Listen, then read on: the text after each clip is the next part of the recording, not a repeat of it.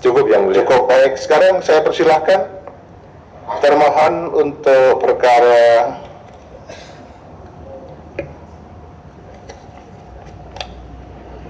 nomor 18, ya, nomor 18 terlebih dahulu. Sampaikan pokok-pokoknya saja. Silakan. Baik, terima kasih Majelis Hakim yang mulia. Kami dari kuasa termohon perkara 18 akan menyampaikan beberapa catatan, tanggapan, dan keberatan dalam jawaban kami. Terdiri dari dua bagian, yang pertama eksepsi, terus yang kedua jawaban dalam pokok perkara. Yang pertama tentang eksepsi, kami mengajukan dua poin eksepsi. Yang pertama berkenaan dengan legal standing dari pemohon. Kami menyetir dari pasal 158 ayat 2 huruf B Undang-Undang Nomor 8 tahun 2015 tentang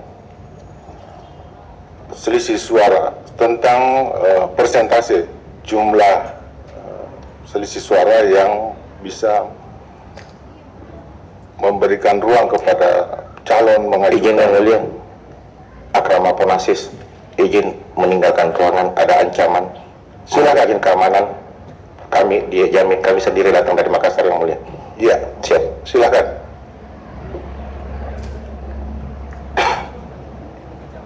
Petugas keamanan, tolong selama masih di gedung keamanan, di gedung mahkamah, menjadi tanggung jawab kita untuk mengamankan para pihak. Silakan dilanjutkan. Baik, kami lanjutkan.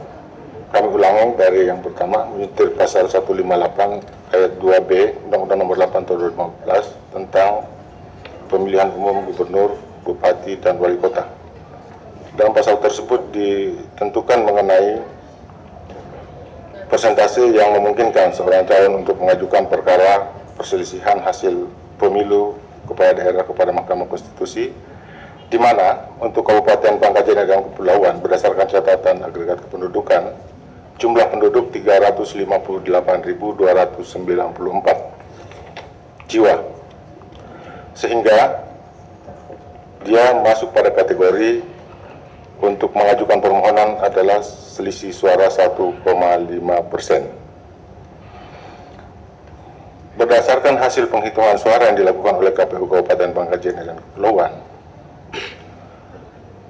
bahwa pemenang pilkada atas nama Haji Samsudin Hamid dan sahabat Samana itu memperoleh 82.304 suara, sedangkan pemohon memperoleh suara 75.380.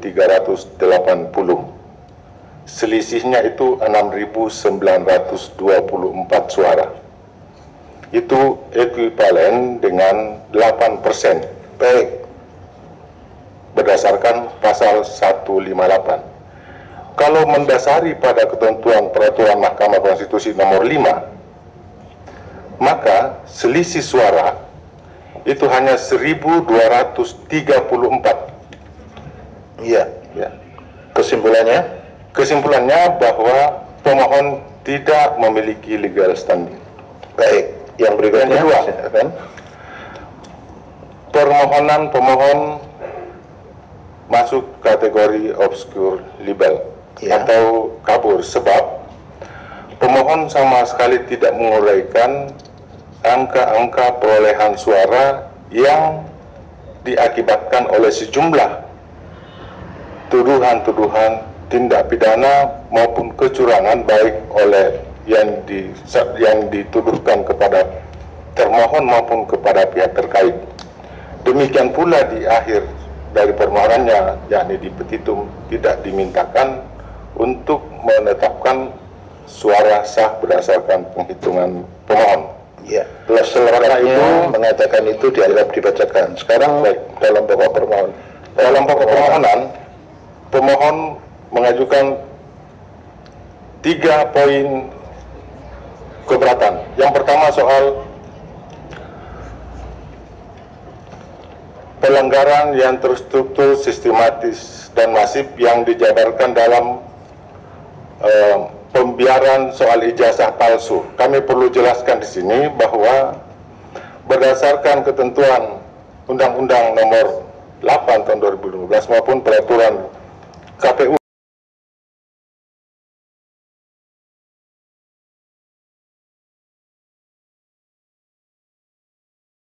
Nomor 9 Tahun 2015, syarat-syarat minimal untuk mencalonkan diri jadi bupati adalah ijazah SMA, dan peraturan KPU nomor 9 tidak mewajibkan pasangan calon mengajukan ijazah di bawah SMA, yaitu SMP dan SD.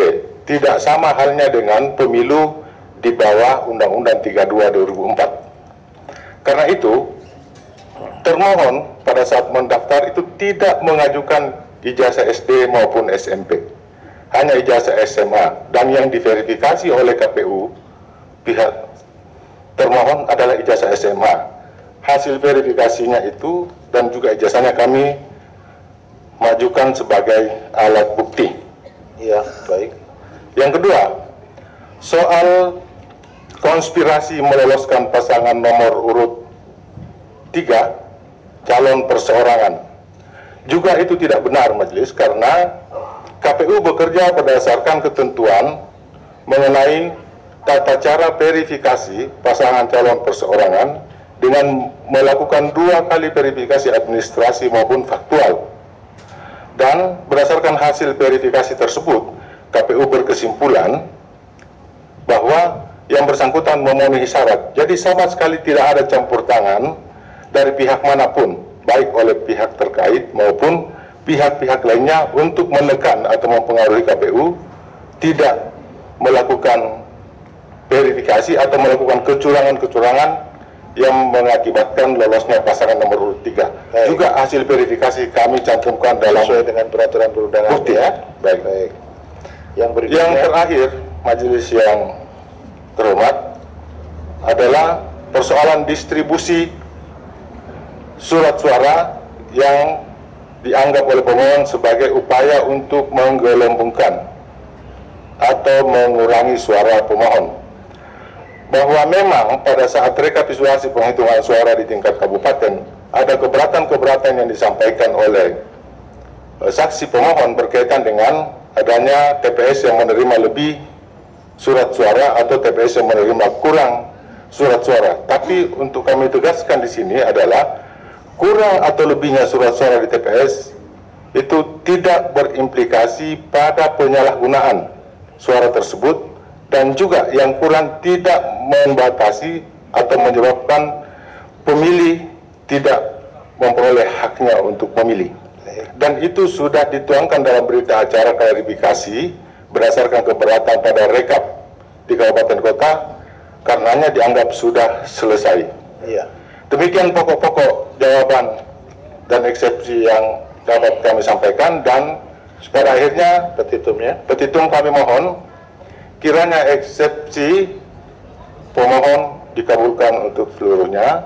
Dalam pokok perkara menolak permohonan pemohon untuk seluruhnya dan menyatakan benar dan tetap berlaku keputusan Komisi Pemilihan Umum Pagajian dan Kepulauan nomor 65 KPTS /Pilbub /KPU Kap 025.325/12/2015 tentang penetapan rekapitulasi hasil penghitungan perolehan suara hasil pemilihan Bupati dan Wakil Bupati Pangkajene dan Kepulauan tahun 2015 bertanggal 17 Desember pukul 17.45. Demikian, dan jika majelis yang mulia berpendapat lain, kami mohon putusan yang seadil-adilnya. Sekian, Assalamualaikum warahmatullahi wabarakatuh. Terima kasih. Ada yang akan ditanyakan lebih lanjut? Cukup? Baik, sekarang kita lanjutkan dengan keterangan pihak terkait pada perkara nomor 18.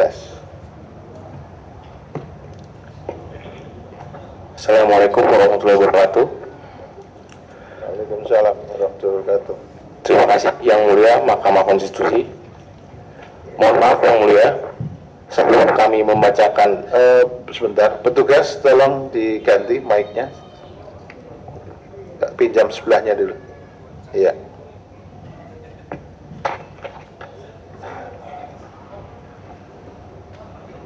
Silakan. Ya, terima kasih Yang Mulia. Mohon maaf Yang Mulia, sebelum kami membacakan keterangan pihak terkait, mengingat adanya tragedi terorisme yang telah menimpa Republik Indonesia tadi siang, mohon kiranya apabila diperkenankan oleh Mulia, agar Yang Mulia Hakim Mahkamah Konstitusi untuk memimpin kami berdoa untuk mengenal. Ya, saya tahu yang Anda maksud. Itu akan saya lakukan nanti pada waktu menutup seluruh rangkaian permohonan ini. Baik Yang Mulia, terima kasih. Silakan, dilanjutkan. Selanjutnya kami akan lanjutkan untuk membacakan keterangan pihak terkait dalam perkara nomor 18 tentang persisian hasil pemilihan umum Bupati dan Wakil Bupati Kabupaten Pangkajene dan Kepulauan. Adapun keterangan pihak terkait ini kami sampaikan dengan sistematika sebagai berikut. Yang pertama adalah pendahuluan keterangan pihak terkait, yang kedua adalah eksepsi, yang ketiga adalah keterangan terhadap pokok permohonan, yang keempat petitum. Bahwa dalam keterangan uraian eksepsi tentang uraian tentang kewenangan Mahkamah Konstitusi, perlu kami terangkan bahwa uraian tersebut berada dalam halaman 3 sampai dengan halaman 5 dalam keterangan pihak terkait, di mana yang menjelaskan bahwa berdasarkan hasil keputusan termohon nomor 65 tentang penetapan rekapitulasi hasil penghitungan perolehan suara Bupati dan Wakil Bupati Kabupaten Pangkajene dan Kepulauan tahun 2015 tertanggal 17 Desember 2015, bahwa kami selaku pihak terkait atau pasangan nomor urut 4 telah memperoleh suara terbanyak dalam pemilihan Bupati dan Wakil Bupati dengan perolehan suara 82.304. Sedangkan pemohon selaku pasangan nomor urut 1 memperoleh suara 75.340 dengan perolehan selisih suara sebanyak 6.924 atau secara persentase 8,41%, sehingga secara mutatis mutandis Mahkamah Konstitusi tidak memiliki kewenangan untuk mengadili dan memeriksa perkara aku. Selanjutnya, memperhatikan data agregat kependudukan yang dikeluarkan pada tanggal 17 April 2015, tercatat total penduduk Kabupaten Pangkajene dan Kepulauan adalah sebanyak 358.294 penduduk. Sehingga dengan jumlah penduduk tersebut, pemohon persisian dapat dilakukan apabila terdapat perbedaan 1,5%, sehingga patut apabila kuasa pihak terkait memohonkan kepada mahkamah untuk menyatakan bahwa kewenangan untuk memeriksa dan mengadili perkara bukan pada kewenangan Mahkamah Konstitusi. Selanjutnya tentang kedudukan hukum atau legal standing pemohon, bahwa uraian tentang kedudukan hukum pemohon tertuang dalam halaman sampai dengan halaman 10 keterangan pihak terkait yang menerangkan bahwa tidak terpenuhinya ambang batas pengajuan permohonan sebesar 1,5%, maka secara mutatis mutandis membuat kedudukan pemohon tidak memiliki legal standing. Bahwa selanjutnya dilanjutkan tentang uraian tentang permohonan, bahwa permohonan pemohon error in subjecto bukan objek perselisihan. Bahwa memperhatikan ketentuan pasal 4 Peraturan Mahkamah Konstitusi nomor 1 tahun 2012 yang menjelaskan adalah objek perselisihan pemilihan adalah penetapan perolehan hasil pemilihan yang dalam perkara aku adalah keputusan Komisi Pemilihan Umum Kabupaten Pangkajene dan Kepulauan nomor 65 tentang penetapan rekapitulasi hasil penghitungan perolehan suara. Tetapi pada poin petitum pemohon melakukan kekeliruan dalam menempatkan objek perselisihan dengan menguraikan objek perselisihan perkara aku adalah keputusan Komisi Pemilihan Umum nomor 42 tentang penetapan pasangan calon Bupati dan Wakil Bupati Kabupaten Pangkajene dan Kepulauan tertanggal 24 Agustus 2015 sebagaimana tertuang dalam petitum pemohon tersebut, sehingga membuat permohonan pemohon berada dalam kedudukan error in objecto. Dan selanjutnya, uraian tentang permohonan pemohon yang dalam error in persona dalam menarik standing pihak di perselisihan di Mahkamah Konstitusi. Mengenai uraian error in persona ini dimuat dalam halaman 12 sampai dengan halaman 14.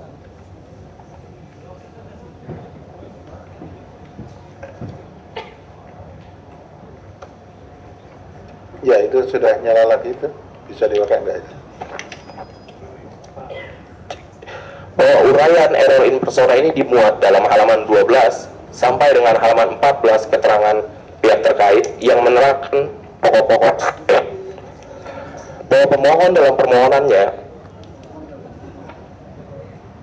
ya diganti, carikan yang dari belakang ya. Karena yang dibicarakan error, makanya mic-nya error. Terima kasih, kami lanjutkan.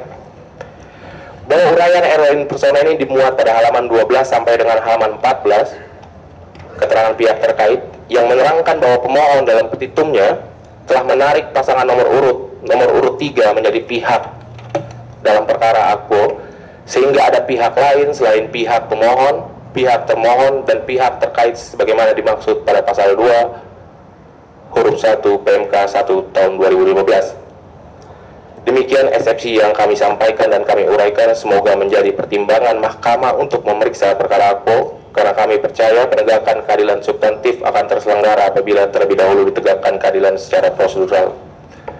Bahwa selanjutnya dalam pokok perkara akan dilanjutkan oleh senior kami yang akan disampaikan sebagai berikut. Silakan. Pokok-pokoknya saja ya. Dalam pokok perkara, 1. Pemohon tidak berwenang menafsirkan dan menuduh bahwa pihak terkait menggunakan ijazah palsu dalam pencalonan bupati dan wakil bupati Kabupaten Pangkal dan Kepulauan. Bahwa pokok perkara yang menguraikan bahwa pemohon tidak berwenang dalam nasir dan menuduh pihak terkait telah menggunakan ijazah palsu termuat dalam halaman 14 sampai 16 yang memuat sebagai berikut.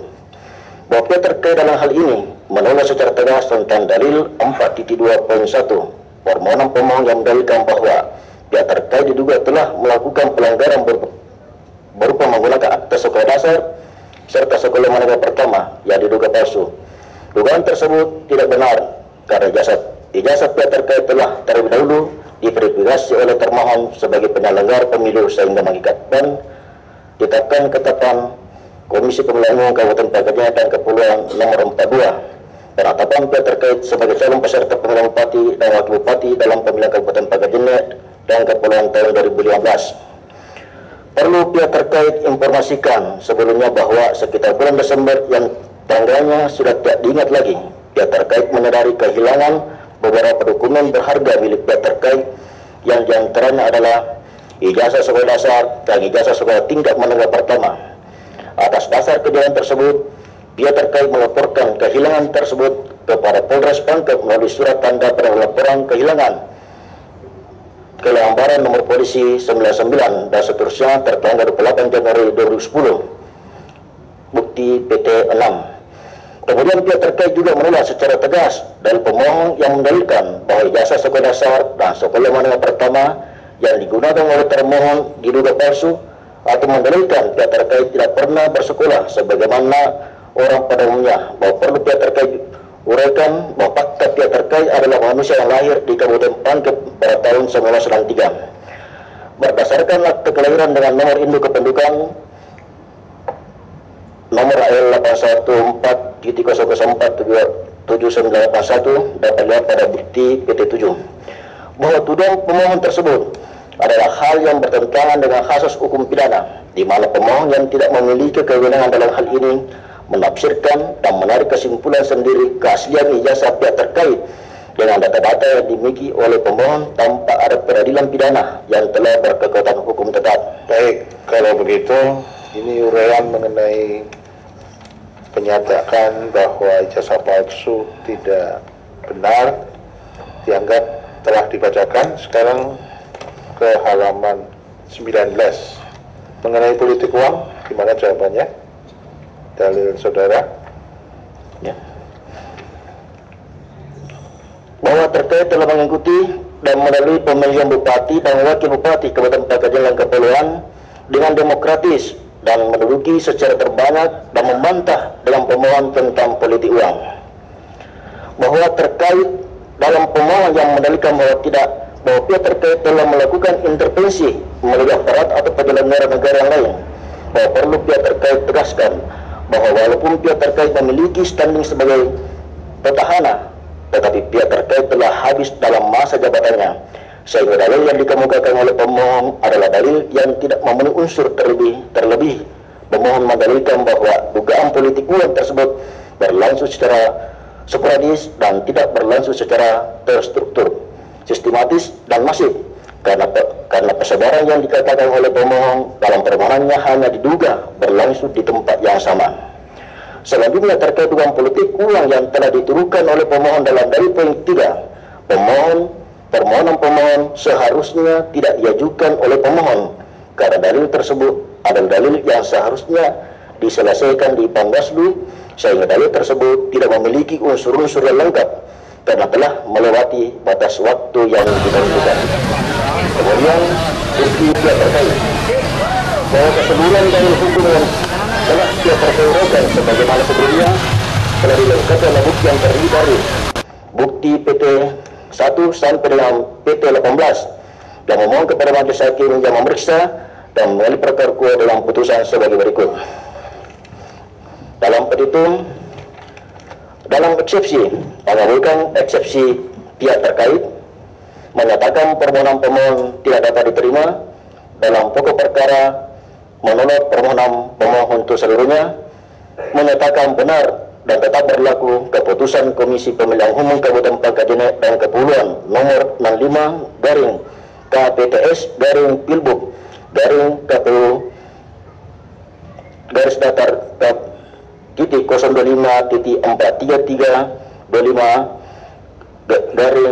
Romawi 12 2015 tentang penetapan rekapitulasi hasil penghitungan perolehan suara dan hasil pemilihan bupati dan wakil bupati Kabupaten Pangkajene dan Kepulauan tahun 2015 tertanggal 17 Desember 2015 pukul 17.45. Atau apabila Mahkamah Konstitusi berpendapat lain, mohon putusan yang seadil-adilnya.